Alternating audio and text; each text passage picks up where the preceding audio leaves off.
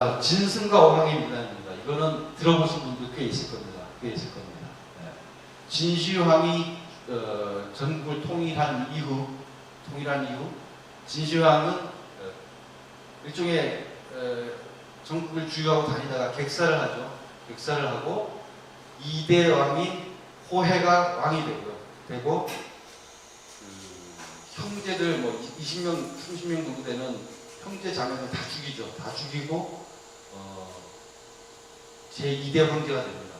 되고 그러면서 그 정치가 막 그 혼란기에 접어들면서 민생이 심하게 안 좋아지기 시작하는 때로 들어가는 거죠. 진승과 오강이 이제 막 만리장성을 축조하고, 이거는 이제 사마천에 나와 있는 사기가 이야기하고 있는 부분입니다. 여러 그 병사들과 함께 약 900명 되는 병사들과 함께 만리장성을 축조하러 북쪽 베이징 쪽에 있는 어양이라는 데로 이렇게 가야 됩니다. 정해진 시간 내에 도착하지 않으면 전부 이제 죽는다 이렇게 되는 거죠. 근데 막 비가 오고 막 장마철이라 여름철이라 막 진행 속도는 느려지고 이러면서 도저히 이 시간 내에 도달할 수 없는 상황에 처하게 되면서 진승과 오강이 주도로 반란을 일으킵니다. 이 물고기 배 속에 비단으로 진승왕이라고 하는 그 글씨를 써가지고 우연하게 이게 드러나도록 한다든지, 구화호명, 대나무로 불을 붙이고 불꽃이 튀게 하고 여우 울음소리를 내고, 그 소리, 여우 울음소리와 대나무 타는 소리가 마치 진승왕 뭐 이런 말이 되도록 이렇게 조작을 했다는 겁니다. 일단을 일으키기 위해서, 동조하기 위해서. 그래서 900명 모두가 석고대에 모여가지고 반란에 성공하는 거죠. 그 반란 장소가 대택향이라고 하는 장소입니다. 지금의 안희성 북쪽에 있는 숙주라고 하는 것입니다. 중국말로 수저우인데 수저우라고 하는 곳에서 거기에 마을이 대택향이 있습니다. 지금도 원래는 뭐 옛날에 대택향이었다가 이 밀란이 일어나고 그러니까 중간중간 역사에서 이 대택향이라는 이름이 사라졌겠죠. 그러다가 2014년도에 이 대택향 쪽에 있는 정부에서 마을 이름을 대택향으로 바꿉니다. 대택향으로 바꾸면서 경제 발전, 이를 그 진승과 오강이 이 밀란을 일으켜서 엄청난 힘을 결집했던 것처럼 그 마을의 부흥을 위해서 일어서자라고 하는 이 당서기, 그 동네 당서기에 그 워딩이 있는 뉴스 기사가 막 뜨고 이럴 정도로 재밌는 동네인데요. 어쨌든 그 대택향입니다. 그리고 이 사마천은 그 진섭세가라는 편을 따로 만들어서 이 진승과 오강의 밀란을 아주 드라마틱하게 소개하고 있습니다. 드라마틱하게 소개하고 있고, 그 승은 이름이고, 어릴 때부터 이름이고, 섭은 자입니다. 자. 그래서 진섭세가라고 이렇게 지은 겁니다. 이게 그 대택향에 있는 석고대입니다. 대택향이 저희 여기 찾아가서 갈 때 엄청 고생했거든요. 그 베이징에서 기차를 타고 숙주 기차역에 내려가지고, 거기서 대중교통이 없어요. 여기 가는 거. 대중교통이 없어서 거기 이제 소위 말해서 그냥 차량 하나를 대절해가지고 여기를 거의 한 40-50분 걸려가지고 찾아갔죠. 찾아갔더니 이 모양으로 있더라고요. 할 일 별로 안 해요. 석고대. 그리고 사마천 사기에 나오는 여러 가지 형상물들, 위치, 이런 것들, 이렇게 진승과 오강의 중국은 밀란, 이 어떤 반란을 기의 이렇게 부르거든요. 지리라고 부르는데, 지유적지도 있고요. 여기에 이제 그 사기에 나왔던 자용수라든지 나무라든지 용안정이라고 하는 웅물이라든지 이런 것도 다 있습니다. 실제로 다 만들어 놨습니다. 여기 보시면 왕우장상의 시가 따로 있는가, 이거 많이 들어봤을 겁니다. 실제로 이 말을 하면서 이제 밀란을 일으키는 거죠. 밀란을 일으키는데 재밌는 거는 사실 왕후 장상의 시가 따로 뭐 정해져 있는 건 아니죠. 그러나 옛날 고대 사람들의 인식 속에는 뭐냐면 천자가 하늘이 왕이나 황제를 내리는 걸로 생각을 하고 제후도 마찬가지입니다. 주나라 군봉제 같은 경우에 뭐 크게 76개 나라, 뭐 강태공의 뭐 제나라 뭐 이런 식으로 쫙 그 나라가 이루어지는 이 제후들도 다 하늘이 내려주는 거라고 생각했었는데 진시황 시대가 되면 뭡니까? 이런 제후들을 싹 없애고 뭐로 바꿉니까? 군현제로 바뀌어서 관리를 직접 하게 하죠. 그러니까 옆에 있던 어떤 그냥 어떤 사람이 관리로 오는 거예요. 제후가 오는 거예요. 결국 그 진승과 어광이 생각했던 거는 뭐냐면 이런 인식이 가능했던 거는 군현제의 영향이 있다는 거죠. 네. 군현제 덕분이라기보다는 군현제가 낳은 사회적 일종의 패러다임 속에서 왕후 장상의 시가 따로 있지 않고 누구나 이 밀단, 반란, 혁명을 통해 가지고 자기가 그 시가 될 수 있는 그런 인식을 갖게 된 겁니다. 그래서 이 나라를 세우죠. 초나라. 왜냐하면 이 진승과 오광이 이 안희성 쪽은 옛날 그 진시황이 통일하기 전에는 초나라 땅이었거든요. 초나라 땅. 그리고 보시면 여기 항연이라고 하는 사람이 진나라와 싸웠던 그 시대의 그 초나라 장수입니다. 그 항연에 대한 그런 어떤 초나라 사람들의 존경심 이런 것도 이용하고 이렇게 된 거죠. 그래서 초나라를 세웠는데 역사에서는 사마천은 그냥 초나라 하면 초나라가 워낙 많지 않습니까? 그러니까 우리가 서한, 동한, 뭐 후당, 뭐 후량 이런 식으로 하는 거는 일종의 역사적 평가거든요. 장초라고 부르는 거예요. 장초. 장은 확장하다는 의미를 담았다고 그렇게 되어 있는데 어쨌든 장초, 초나라를 다시 세워서 왕이 되죠. 왕이 되고 마우초 죽을 먹는다라는 이야기는 뭐냐면 진승이의 진섭세가에 보면 젊었을 때부터 굉장히 의리도 있고 뭐 굉장히 또 힘도 세고 또 뭐 이런 막창의 기질이 있었던 것 같아요. 그래서 굉장히 어렵게 지냈거든요. 일종의 고용 농부였죠.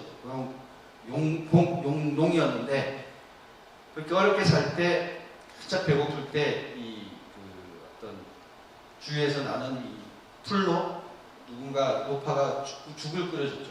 죽을 끓여줘서 먹었는데 이게 너무 맛있었던 거예요. 그래서 왕이 되고 나서 그 노파를 불러가지고 옛날에 그 기억을 되살려서 그 죽을 다시 끓여달라라고 해서 끓여서 다시 먹었더니 써서 못 먹는 거예요. 너무 써서.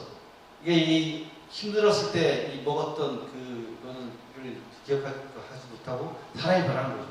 그래서 이걸 마무초라고 부르는데 이게 원래 무슨 꽃이냐면 원추리입니다. 원추리. 원추리 아시죠? 네, 원추리꽃. 자, 근데 재밌는 거는 대택향이 여기 있습니다. 지금까지는 일반 역사에서 사마천 사기나 자치통감이나 이런 등등등에서 일반적으로 있는 역사적 이야기고 이 대택향이 여기입니다. 이쪽이 이제 안희성인데 안희성 북부 이것이고요. 이 베이징 위쪽에 있는 어양으로 이제 900명이 가야 되는데 이렇게. 근데 비 때문에 못 가고 있죠. 여기가 이제 하남성 땅입니다. 하남성 땅이고 진승의 출생지는 이 양성이라고 하는 곳입니다. 이쪽에 있죠. 1980년대 중반에 여기가 호북성이거든요. 무한 왼쪽에 있는 운몽이라고 하는 동네에 수호지라고 하는 촌 비슷한 데가 있습니다. 이 촌에서 진나라 시대 때의 죽간이 대량으로 발굴돼요. 죽간 아시죠? 종이가 나오기 전에 기록물은 다 대나무에 이렇게 써서 이렇게 관리를 했죠. 이걸 진간이라고 부르는데 여기서 엄청난 사실들이 나오는데 이걸 보고 모든 사람들이 우리가 모두 사마천한테 속았다 이런 말이 나올 정도였습니다. 뭐냐면 이 사마천의 이야기 속에 나온 얘기가 다 거짓말이었던 거예요. 왜냐하면 어양의 정해진 시간대에 가지 않으면 모두 죽인다라는 그런 진나라 때 법은 없었거든요. 지금도 마찬가지고 옛날도 마찬가지인 것처럼 어떤 천재지변이 일어나서 못 가게 되면 어느 정도 감안해서 거기에 따른 벌을 주고 감형해주는 이런 것들이 그 진나라 법률에 다 있었던 거예요. 있었던 것이고 실제로 이런 구조로 가지 않았을 거라는 거죠. 그런 얘기들이 많이 있는 거고요. 이게 이제 출토된 주간입니다. 주간의 그 시들을 이제 해석해서 했더니 그런 얘기들이 많이 있다는 거예요. 이게 원출이고요. 이제 그 밀란이 이제 진행되면서 재밌는 사람들이 나옵니다. 이 사마천 사기에 이 장이라고 하는 열전이 따로 있어요. 장이와 진여 열전이라고 이렇게 두 사람을 묶어놨는데 이 장이라는 사람과 유방이라는 사람을 이 진승과 오광의 밀란에서는 꼭 기억해야 될 사람들인데 이 장이라는 사람이 되게 재밌는 사람이에요. 원래 진나라 통일하기 이전에 미나라 사람이었는데 여러 가지 뭐 사연 때문에 숨어 살았던 도망쳐서 있다가 그렇게 죽을 사람이었어요. 유방도 마찬가지예요. 유방도 그 망탕산에 들어가가지고 그 산적 두목질을 하고 있었거든요. 산적 두목질을 하고 있었는데 진승과 오광의 민난이 전국적으로 확산이 되면서 기회를 얻었던 사람이에요. 장인은 결국 진승의 그 밀랑군에 들어가죠. 굉장히 그 환영을 받으면서 들어가는 이 전략가 오사꾼입니다. 그런데 장인은 절대 그 진승한테 왕이 되지 마라, 되려고 하지 말고 우선 장안에 들어가서 전국의 제후들, 그때까지만 해도 진시황이 통일한 이후에 얼마 되지도 않았잖아요. 전국의 제후들의 힘이 막강할 때였거든요. 심지어 진시황, 우리가 아는 진시황과 생각과 완전히 다른 게 진시황은 분석행위를 한 적도 없어요. 공자의 그 제자들, 후손들, 유교 어떤 그 선비들에게 잘 보이기 위해서 엄청 노력했고요. 그걸 위해서 태산도 올라가고 이럴 정도로 아주 정치적으로 불안했던 그런 시대였기 때문에 장인은 그 왕이 되지 말고 그런 남들 전략을 한 거죠. 그래서 중앙을 장악하고 나서 전국의 제후들에게 직접 그 군현제처럼 파견을 해가지고 전국을 안정시키는 그런 걸 했는데도 불구하고 진승은 듣지 않고 스스로 장초를 세우고 왕이 되죠. 그리고 그 부하의 장수로 있었던 무신이라든지 등등등 많은 이 사람들이 어떤 사람은 그 조나라로 진군시키고 뭐 전국으로 막 이렇게 군대를 진군시키거든요. 진군시켜서 조나라를 정복하자마자 자기 스스로 조나라 왕이 되고 뭐 이런 식이었어요. 그러니까 통제가 안 되는 거죠. 결국은 밀랑군에 설 것인가 토벌군에 설 것인가를 결정해야 됩니다. 근데 숙하나 조참은 그 밀랑군에 갔다가는 이 밀란이 실패하면 바로 이제 죽을 거고 토벌군의 입장이 이 밀랑군이 엄청 그 드세게 들불처럼 올라오니까 이 갈등 하다가 마음대로 그 짜낸 묘수가 뭐냐면 망탕산에 있던 유방을 찾아가가지고 유방이 너가 우리의 대장이 되달라고 한 거죠. 그러니까 유방은 엄청난 기회를 잡은 거 아니에요. 그 두주불사 산에서 술만 먹고 살던 이 산도적이 땅으로 내려온 겁니다. 숙하와 조참 이런 역사 초안지에서 보셨지만 나중에 이제 그 항우하고 싸우고 있게 되는 계기가 되는 건데 어쨌든 숙하와 조참은 유방을 전면에 내세우고 자기네들은 이렇게 때를 기다렸던 거죠. 결국 장이가 이야기한 대로 나중에 장인은 이제 유방에 이제 투항하죠. 투항해가지고 유방이 한나라를 세우고 나서 그 어떤 지역의 제후가 돼서 평생 굉장히 그 여유롭게 인생을 이제 살다가 이제 갔겠지만 뭐냐면 그 당시에 왕이 되어서 저게 막 그 깃발을 들었던 이 진승과 오광의 밀란의 이 수하장군들은 다 못 살려서 죽었는데 거의 장이만 살아남은 거죠. 그리고 유방은 이제 초안 전쟁의 승리자가 되곤 했습니다. 되고 이제 뭐 항우랑 그 초안 전쟁에서 이제 승리자가 되죠. 네, 승리자가 되고 나서 보시면 이제 사마천 이 사람이 이제 장이고요.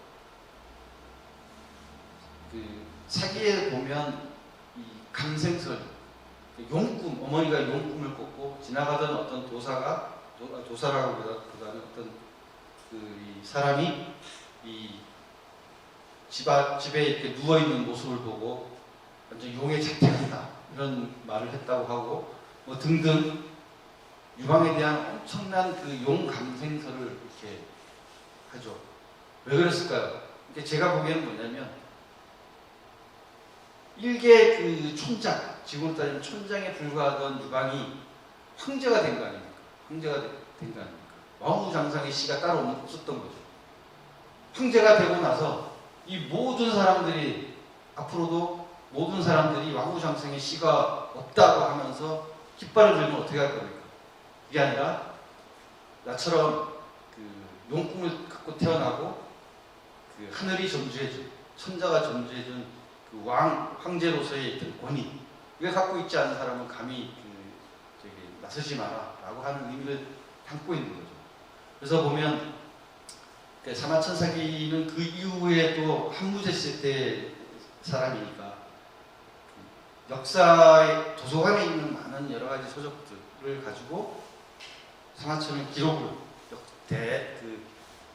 기록을 남긴 거 아닙니까? 그 원소스 기록은 유방 시대의 어떤 문인들이 이렇게 감생설 등등의 원초적인 데이터들이 있었던 거죠. 그래서 제가 사마천을 위한 변명 이렇게 이야기를 했는데 사실은 사마천의 사기 굉장히 위대한 걸작이고 이 사마천이 그 어떤 히스토리도 굉장히 그 드라마틱하고 그 내용도 훌륭하고 그렇긴 해도 사실은 그때 사마천이 썼을 때 그 사마천 사기는 지금 전해지는 거하고는 완전히 다른 거거든요. 그 이후에 여러 사람이 손을 댔고 또 수정 보완했고 빼기도 하고 이런 그 어떤 과정을 많이 거친 책이 지금의 사마천의 사기입니다. 그런 거죠. 그래서 제가 사마천의 고향이 서안, 옛날 장안에서 동북쪽으로 버스로 한 3시간 거리에 있는 한성이라고 하는 곳입니다. 거기가 사마천 고향이고 거기 가면 사당과 무덤이 있는데요. 이렇게 동그랗게 이게 그 원나라 시대 몽골족들이 만든 무덤이라 그때 유령하고 좀 비슷하게 돼 있고 되게 아담하고 예뻐요. 물론 거기에 사마천이 실제로 무덤인지는 확인할 기회는 없지만 제가 가서 이렇게 물어봤는데 아무 대답이 없더라고요.